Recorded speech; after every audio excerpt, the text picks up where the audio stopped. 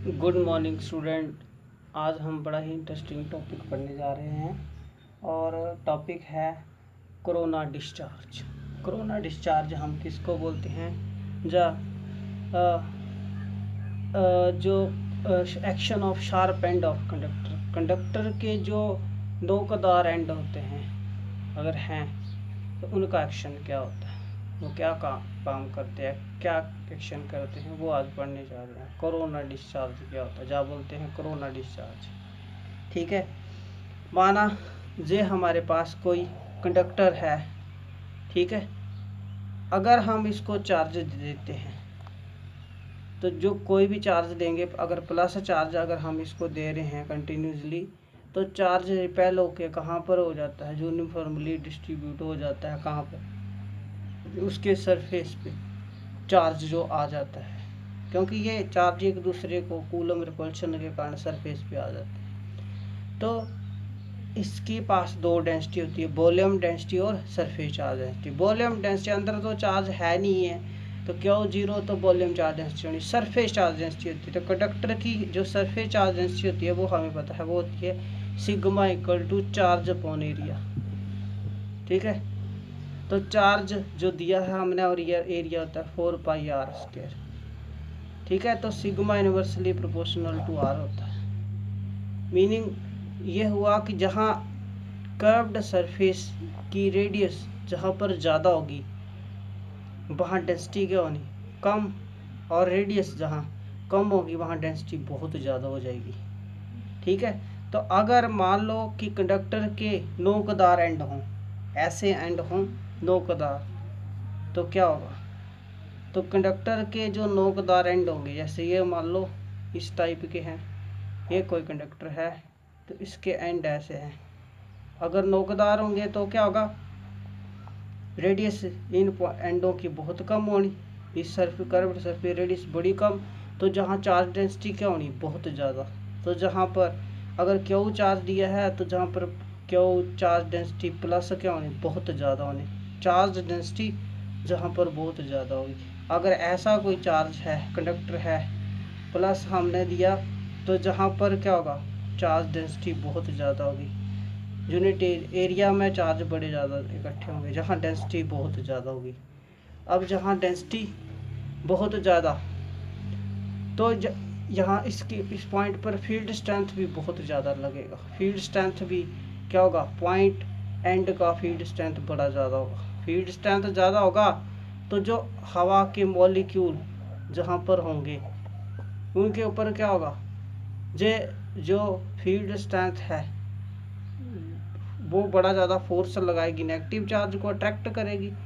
तो एक टाइम ऐसा होगा कि ये फील्ड स्ट्रेंथ इतनी ज़्यादा होती है कि ये इलेक्ट्रिक ब्रेकडाउन से भी ज़्यादा होती है, इसकी फोर्स इलेक्ट्रिक ब्रेकडाउन से ज़्यादा होगी इसकी फील्ड स्ट्रेंथ।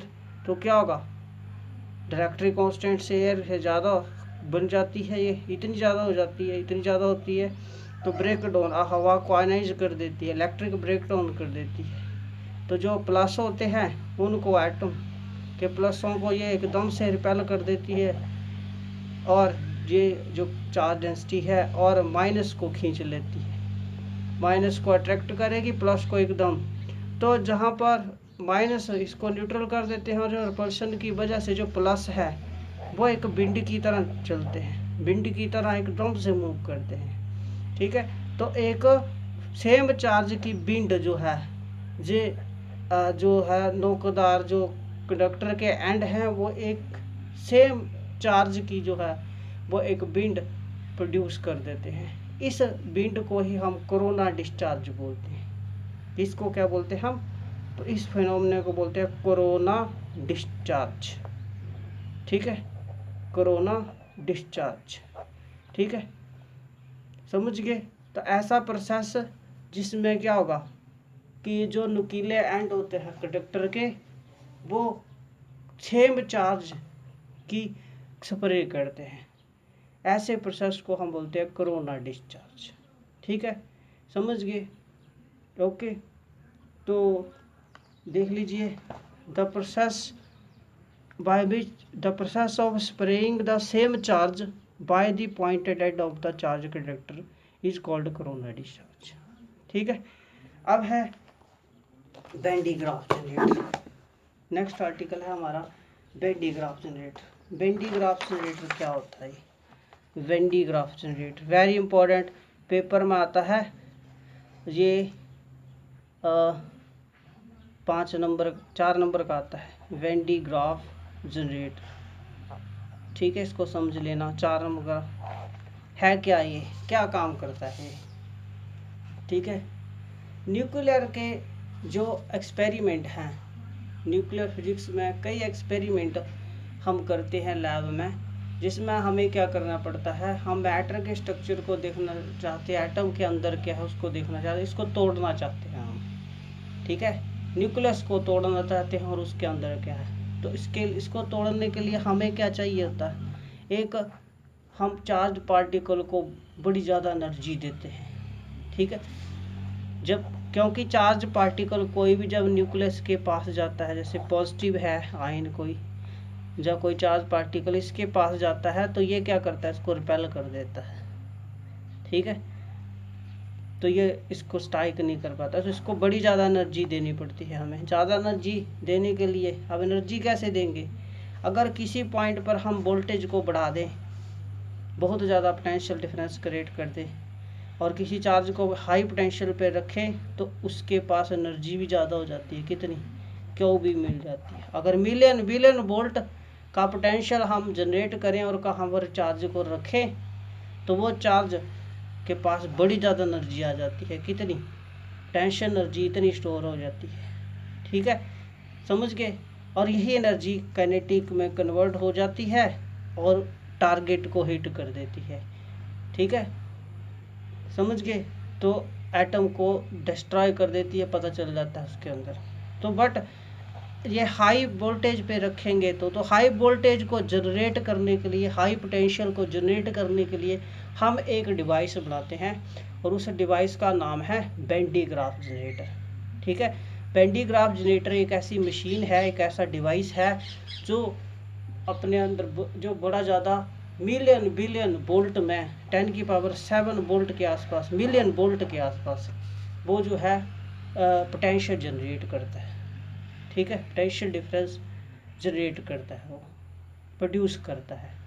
और इस पोटेंशियल डिफरेंस का यूज़ करते हैं चार्ज पार्टिकल को, लाइक इलेक्ट्रॉन को, आयन या पॉजिटिव चार्ज को एक्सेलरेट करने के लिए। ठीक है, समझ गए? ये इसकी डेफिनेशन होगी। इसकी डिस्कवरी की थी 1931 में की थी बेंडी ग्राफ ने की थी, ये बनाया था उन्होंने। ठीक है, समझ गए? फिर से देख लीजिए बेंडी ग्राफ क्या है, कि बेंडी ग्राफ जनरेटर क्या चीज़ है? एक डिवाइस है जिसका यूज़ करते हैं बिल्डिंग अप करने के लिए, प्रोड्यूस करने के लिए million billion very high potential difference को प्रोड्यूस करने के लिए, और चार्ज को एक्सेलरेट करने के लिए। ठीक है, लाइक इलेक्ट्रॉन, प्रोटॉन और आयन को। ठीक है, समझ गए? अब है प्रिंसिपल। ये कौन से प्रिंसिपल्स पे काम करता है? Principles of generator. तो जो जनरेटर है वो 2 प्रिंसिपल पे काम करता है। कौन कौन से? देखिए, पहला तो कोरोना डिस्चार्ज पे। ये किस पे काम करता है? कोरोना डिस्चार्ज क्या है कि कंडक्टर के जो शार्प एंड हैं वो स्प्रे करते हैं सेम चार्ज की, जो चार्जिंग पे हाई चार्ज होगा, पोटेंशियल होगा, उसी चार्ज की ये स्प्रे करते हैं। ठीक है, तो इस फिनोमेना को बोलते हैं। तो ये चार्जेस की स्प्रे पे काम करता है। ठीक है, तो इसका पहला प्रिंसिपल यही है। कौन सा? फिनोमेना ऑफ कोरोना डिस्चार्ज, इस पे काम करता है। और दूसरा जो है इसमें, दूसरा ये है कि कोई शेल है, अगर कंडक्टर है, कोई शेल, ये कोई कंडक्टर है, शेल मान लो। ठीक है, तो इनर सरफेस होगा इसका, एक आउटर होगा। ठीक है, तो पोटेंशियल हमें पता है वो होता है 1/4πε Q/R। जिसकी रेडियस ज़्यादा होगी उसका पोटेंशियल कम होना है, और जिसकी रेडियस कम उसका पोटेंशियल कम, उसका पोटेंशियल ज़्यादा। तो जो शेल होता है, कोई भी शेल है कंडक्टर, तो उसका जब हम उसको अंदर चार्ज देते हैं तो अंदर पोटेंशियल ज़्यादा होता है, बाहर कम। तो वो चार्ज कहाँ चला जाता है, हमेशा चार्ज फ्लो कर जाता है हाई टू लो, तो वो इनर सरफेस से आउटर में चला जाता है। ये प्रॉपर्टी है एक शेल की होती है, ये शेल कंडक्टर की प्रॉपर्टी है। ठीक है, तो यही इसमें प्रिंसिपल यूज होता है, यही भी सिद्धांत भी लगता है इसमें। तो दो प्रिंसिपल के ऊपर ही हमारी ये मशीन काम करती है। ठीक है, समझ गए क्या है प्रॉपर्टी चार्ज, होलो कंडक्टर की प्रॉपर्टी कि जब उसको चार्ज देते हैं तो वो चार्ज जो है वो आउटर पे चला जाता है और यूनिफॉर्मली डिस्ट्रीब्यूट हो जाता है, कूलम रिपल्शन से यूनिफॉर्मली डिस्ट्रीब्यूट हो जाता है। तो ये दो प्रिंसिपलों पर जो हमारा जनरेटर काम करता है। ठीक है, अब देखते हैं इसकी कंस्ट्रक्शन। ठीक है, कंस्ट्रक्शन इसकी, तो कंस्ट्रक्शन क्या है, कंस्ट्रक्शन देखिए इसमें क्या होता है, ये बनता है कैसे, देखिए कंस्ट्रक्शन कर रहे हैं, डायग्राम देखिए लीजिए ध्यान से, ये भी बनाया गया है बट ये क्लियर नहीं है ज़्यादा, तो इसको मैं बड़ा करके बनाता हूँ। ठीक है, हाँ जी, ये क्या होता है, ये बनता है एक होलो चार्ज्ड कंडक्टर से। ठीक है, जो जिसको सपोर्ट किया होता है दो पिलर के ऊपर, जिसको सपोर्ट किया होता है दो पिलर पे, मतलब दो पिलर के ऊपर रखा गया होता है जिसको। ठीक है, और जिसकी रेडियस कुछ मीटर की होती है, फ्यू मीटर की रेडियस होती है जिसकी। ठीक है, तो क्या होता है, ये बनता है एक चार्ज्ड होलो चार्ज्ड स्फीयर से, ये हो गया होलो चार्ज्ड स्फीयर से, होलो चार्ज्ड स्फीयर है ना, ऐसा होगा होलो चार्ज्ड स्फीयर जिसकी रेडियस फ्यू मीटर की होगी और जिसको दो इंसुलेटिंग पिलर पे रखा होगा, जे सीमेंट के बनाए होंगे, सीमेंट या कंक्रीट के, इनके ऊपर इसको फिक्स किया होता है, जहाँ पर फिक्स ऑन इंसुलेटिंग पिलर। ठीक है, अब इसके बाद दो पुली, एक बेल्ट, एक इंसुलेटर की बेल्ट किसकी, नायलॉन रबर की बनी होती है, वो मूव करती है दो पुली के ऊपर, जिसको बॉन्ड किया होता है दो पुली के ऊपर, दो पुली होंगी, एक पुली सेंटर पे होती है और एक ग्राउंड लेवल पे होती है। तो एक इंसुलेटिंग बेल्ट इसमें मूव करती है दो पुली के ऊपर। ठीक है, कौन सी इंसुलेटिंग बेल्ट, जो दो पुली के ऊपर मूव करती है, जिसको बॉन्ड किया होता है दो पुली के ऊपर। कौन कौन सी पुली, K1 और K2, जे K1 और जे K2। ठीक है, समझ गए। अब ये जो वन पुली होती है ये ग्राउंड लेवल पे होती है फिक्स, और दूसरी जो है वो जो है शेल के सेंटर पे होती है। ठीक है, मोटर की हेल्प से ये लगातार मूव करती रहती है, इनमें मोटर लगाई होती है और ये पुली मूव करती रहती है और बेल्ट भी मूव करती है। ठीक है, ये दूसरा पार्ट हो गया इसका। अच्छा, इसके बाद दो कॉम्ब इसमें लगे होते हैं, कौन कौन से, दो कॉम्ब C1 और C2 जो फिक्स होते हैं। एक फिक्स होता है ग्राउंड लेवल पे,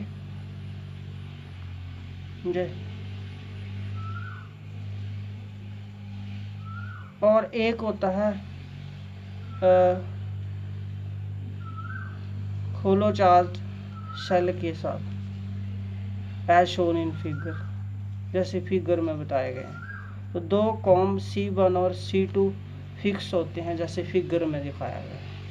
ठीक है, एक ग्राउंड लेवल पे होता है और एक शेल के सेंटर के पास होता है, शेल के साथ कनेक्ट होता है। लोअर कॉम्ब C1 को जोड़ते हैं हाई टेंशन बैटरी के साथ, और बैटरी का जिसका वोल्टेज बड़ा ज़्यादा उसको बोलते हैं हाई टेंशन के साथ जोड़ते हैं, और नेगेटिव एंड को अर्थ कर देते हैं, इसको जीरो कर देते हैं पोटेंशियल। तो कॉम को सिर्फ पॉजिटिव चार्ज ही मिलता है, तो इसका सिर्फ पॉजिटिव पोटेंशियल बढ़ता है, हाई होता है। शार्प एंडों का पॉजिटिव पोटेंशियल ही होगा, ठीक है, समझ गए। और दूसरे को जोड़ते हैं होलो चार्ज स्फीयर के साथ, ठीक है। एक डिस्चार्जिंग ट्यूब जिसमें हम आयनिक सोर्स रखते हैं, आयन का सोर्स, ठीक है, उसको बोलते हैं डिस्चार्जिंग ट्यूब। तो एक डिस्चार्जिंग ट्यूब जिसका एक एंड शेल के अंदर होता है और दूसरा एंड है नियर टारगेट के पास होता है, ग्राउंड पे टारगेट के पास होगा, ठीक है। और ये सारा जो होल अरेंजमेंट है इसको इंक्लोज करते हैं एक स्टील के चैम्बर में। This whole arrangement is enclose in steel chamber, ताकि बाहरी चार्ज जो है, ताकि चार्ज जो जहाँ बनेगा वो बाहर ना जा सके, ठीक है, समझ गए। इस होल अरेंजमेंट को एक स्टील के चैम्बर के साथ बड़ी एट हाई प्रेशर पे मीथेन और नाइट्रोजन गैस के साथ फिल करते हैं, ठीक है। ये हो गया, ये कंस्ट्रक्शन होगी इसकी, ठीक है।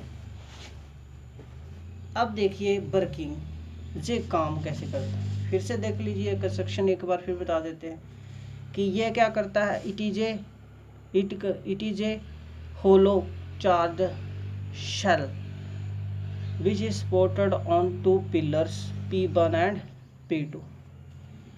Okay, a belt of rubber or nylon is bonded over two pulleys K1 and K2, ठीक है, and these pulleys are moving with the help of motor की हेल्प से ये पुली मूव करती है, ठीक है, समझ गए। अब one pulleys at the ground level fixed and the other is at the center, ठीक है। two combs C1 and C2 is fixed as shown on figure, ठीक है। अब एक discharging tube, one end is inside the hollow and other is near the target on the ground is fixed, ठीक है, ये हो गया। the whole arrangement, the C1 comb is connected to high tension battery with positive terminal, other is earthed, ठीक है। the whole arrangement is enclosed in a steel chamber with the filling of methane and methane and nitrogen with high pressure, ठीक है, समझ गए, ये हो गया। अब इसके बाद है वर्किंग, ये काम कैसे करता है, ये काम कैसे करता है जनरेटर, कौन सा, वेन डी ग्राफ जनरेटर। तो ये काम कैसे करता है, देखिए जो कॉम्ब C1 है, द कॉम्ब C1 का पोटेंशियल, पॉजिटिव पोटेंशियल बहुत ज़्यादा होता है क्योंकि हाई टेंशन बैटरी के साथ है। इसका पोटेंशियल ज़्यादा होता है, जब पोटेंशियल ज़्यादा होता है पॉजिटिव तो ये स्प्रे करता है पॉजिटिव चार्ज की, किसके ऊपर, एयर के पॉजिटिव चार्ज की ये स्प्रे करता है। फिर से सुन लीजिए कि जो कॉम्ब C1 है इसका हाई पोटेंशियल होता है, तो ये फील्ड भी बहुत ज़्यादा जनरेट करता है, फील्ड इसकी बहुत ज़्यादा होती है, फील्ड स्ट्रेंथ। तो ये फील्ड स्ट्रेंथ जो है शार्प एंड की बहुत ज़्यादा होती है, तो ये हवा को क्या कर देती है, शार्प एंड आयनाइज कर देते हैं और स्प्रे करते हैं पॉजिटिव चार्ज की, क्योंकि पॉजिटिव है इनके ऊपर, तो ये पॉजिटिव चार्ज की स्प्रे करते हैं बेल्ट के ऊपर, तो बेल्ट के ऊपर पॉजिटिव चार्ज आ जाते हैं, ठीक है। इंसुलेटर मूव नहीं कर सकते, ठीक है, समझ गए। पॉजिटिव चार्ज आ गए तो ये बेल्ट, ये पॉजिटिव चार्ज मूव करते हैं कॉम्ब C2 की तरफ बेल्ट की मोशन के कारण, ठीक है। तो ये चार्ज मूव करते हैं कॉम्ब C2 की तरफ, और जब ये C2 के पास पहुंचते हैं तो इंडक्शन की वजह से, ठीक है, इसमें जो एटम होते हैं इलेक्ट्रॉनों को, ये इंडक्शन की वजह से electron sharp and com C2 के शार्प एंडों पे नेगेटिव आ जाते हैं, ठीक है, इलेक्ट्रॉन आ जाते हैं और ये प्लस को रिपेल कर देते हैं। तो प्लस जो है वो कहाँ चला जाता है, आउटर सरफेस पे चला जाता है प्लस, ठीक है, प्लस आउटर सरफेस पे चला जाता है, ठीक है, समझ गए। और अब नेगेटिव जो एंड होते हैं शार्प एंड कॉम के, वो हवा को आयनाइज कर, फील्ड स्ट्रेंथ ज़्यादा होती है, हवा को आयनाइज कर देते हैं। तो हवा आयनाइज होने के कारण हवा के नेगेटिव जो प्रेजेंट होते हैं प्लस, उनको न्यूट्रल कर देते हैं और प्लस वाले कॉम के नेगेटिव को न्यूट्रल कर देते हैं। तो इस ढंग से चार्ज न्यूट्रल हो जाता है, ठीक है। तो ये प्रोसेस लगातार जैसे जैसे बेल्ट मूव करती है ये प्रोसेस कंटिन्यूस होता रहता है और पॉजिटिव चार्ज जो है वो आउटर स्फीयर पे इकट्ठा होता जाता है, ठीक है, समझ गए, और उसका पोटेंशियल बढ़ता जाता है, ठीक है। अब जब पोटेंशियल इंक्रीज होता जाता है तो जो आयनिक सोर्स रखा होता है, इस हाई पोटेंशियल के कारण जो आयनिक सोर्स जो इसके अंदर होता है उसका जो पोटेंशियल हाई होता है, ठीक है, और ग्राउंड लेवल पे लो होता है। तो वो बड़ी ज़्यादा उसके पास एनर्जी आ जाती है। तो वो हमें पता चार्ज जाता है हाई टू लोअर, तो वो शेल के अंदर से एक्सलेट करता हुआ बड़ी हाई स्पीड के साथ टारगेट की तरफ हिट करता है, टारगेट पे हिट कर जाता है और उसको डिस्ट्रॉय कर देता है, ठीक है। फिर से देख लीजिए एक बार शॉर्ट में वर्किंग। कॉम्ब C1 का पॉजिटिव पोटेंशियल बहुत ज़्यादा होता है, ज़्यादा होने के कारण इसके शार्प एंड की फील्ड स्ट्रेंथ ज़्यादा होती है और ये फील्ड स्ट्रेंथ हवा को आयनाइज कर देती है, ठीक है, और पॉजिटिव चार्ज को स्प्रे करती है किसके ऊपर, बेल्ट के ऊपर। बेल्ट के मोशन के कारण ये चार्ज चला जाता है बेल्ट से मूव करता हुआ कॉम्ब C2 के पास। C2 के पास ये इंडक्शन के कारण जनरेट कर देता है नेगेटिव चार्ज को, ठीक है, इलेक्ट्रॉन को कॉम्ब के शार्प एंड पे, और प्लस को धकेल देता है, वो प्लस आउटर सरफेस पे यूनिफॉर्मली डिस्ट्रीब्यूट हो जाता है, ठीक है। और नेगेटिव कॉम्ब के नेगेटिव चार्ज के कारण फील्ड स्ट्रेंथ बढ़ती है, वो हवा को आयनाइज कर देता है। हवा आयनाइज होने के कारण जो हवा के नेगेटिव हैं वो बेल्ट के पॉजिटिव को न्यूट्रल कर देते हैं और प्लस पॉजिटिव जो है वो कॉम्ब को न्यूट्रल कर देते हैं, ठीक है, समझ गए। तो इस ढंग से चार्ज न्यूट्रल हो जाता है। अब ये जैसे जैसे बेल्ट मूव करती है ये प्रोसेस होता जाता है, ठीक, कंटिन्यूसली, और चार्ज जो है इस पे आउटर पे बढ़ता जाता है। तो एक टाइम ऐसा आता है कि मिलियन बिलियन वोल्ट जो पोटेंशियल है इसके अंदर जनरेट हो जाता है, ठीक है। तो वैन डी ग्राफ जनरेटर के अंदर इतना पोटेंशियल हो जाता है, ग्राउंड लेवल पे कम होता है, तो आयनिक सोर्स पे इस पोटेंशियल डिफरेंस के कारण उसके पास एनर्जी बड़ी ज़्यादा हो जाती है, ठीक है, तो वो एक्सेलरेट कर जाता है और टारगेट को हिट कर जाता है, ठीक है, टारगेट को हिट करता है, वो टारगेट जो है न्यूक्लियस टूट जाता है, ठीक है, समझ गए। तो ये वर्किंग है, ऐसे काम करता है, ठीक है, वेरी इंपॉर्टेंट है, इसको पढ़ लें अच्छे से। अच्छा, अब एक काम है, हाँ जी, याद रखिए, ध्यान दीजिए। अब ये है कि क्वेश्चन आते हैं जहाँ से, देखिए कि अगर हम अपने हाथ कंडक्टर के पास लेके जाते हैं, टच नहीं कर रहे, सिर्फ पास लेके गए, तो हम देखते हैं जो हमारे बाल हैं वो खड़े हो जाते हैं। एक बड़ा अच्छा इसमें होगा डायग्राम, अगर तो मैं बताता हूँ आपको, अगर दिया होगा तो कि बाल एकदम से खड़े हो जाते हैं सारे। वो क्यों होता है?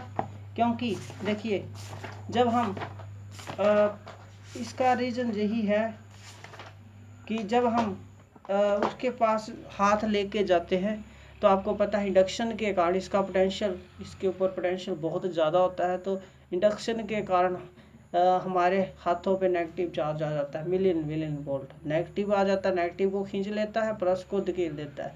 तो प्लस जो है वो हमारी बाहरी बॉडी के सरफेस पे सारे इकट्ठे हो जाते हैं, ठीक है, एक दूसरे को रिपेल करते हैं। रिपल्शन की वजह से बालों में भी भर जाते हैं, तो एक दूसरे को रिपेल कर देते हैं, तो वो बाहर की तरफ एक्सेलरेट कर मूव करते हैं, तो इसलिए बाल सीधे हो जाते हैं, ठीक है, यही रीज़न है, ठीक है। तो हम भूत बन जाते हैं, ठीक है, ये रीज़न है इसका, ठीक है। इसके बाद है लास्ट आपका एक टॉपिक, वो भी पढ़ाई देते हैं कि लाइटनिंग अरेस्टर क्या होते हैं।